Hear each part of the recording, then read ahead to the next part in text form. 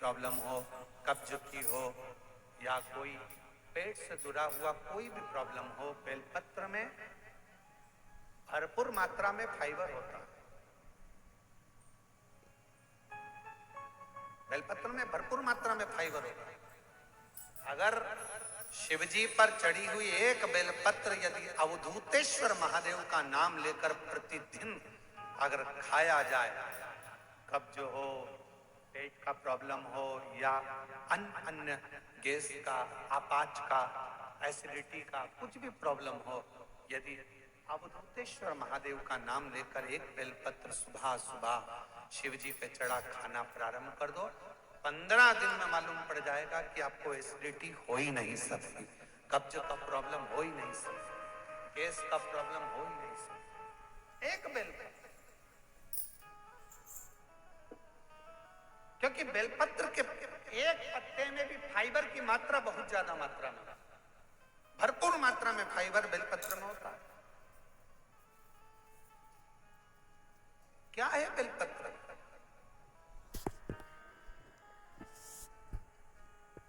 सारी समस्या का हल शिवजी के एक लोटा जल में। क्या है?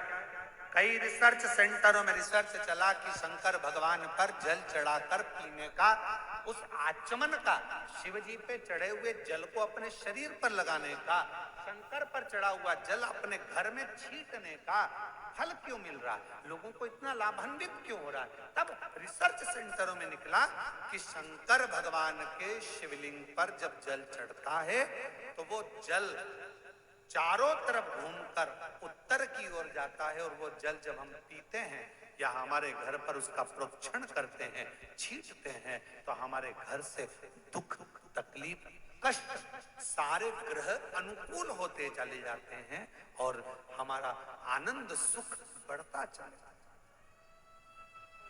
बढ़ता चला।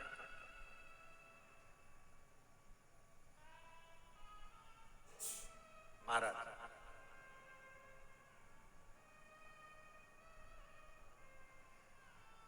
नौकरी में उम्र की सीमा होती है, इतनी उम्र वाला ही नौकरी कर सकता है।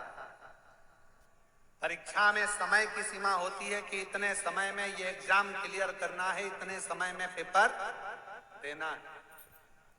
नौकरी में उम्र की सीमा होती है, परीक्षा में समय की सीमा होती है।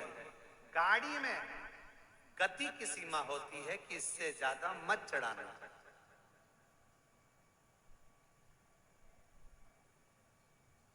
ज्यादा तेज चलाओगे तो ऊपर निकल जाओगे। इसलिए नौकरी में उम्र की सीमा है, महाराज परीक्षा में समय की सीमा है, गाड़ी में गति की सीमा है, पर मेरे शंकर भगवान की अविरल भक्ति की कोई सीमा नहीं है, शिव की करुणा की कोई सीमा नहीं है, शिव की दया की कोई सीमा।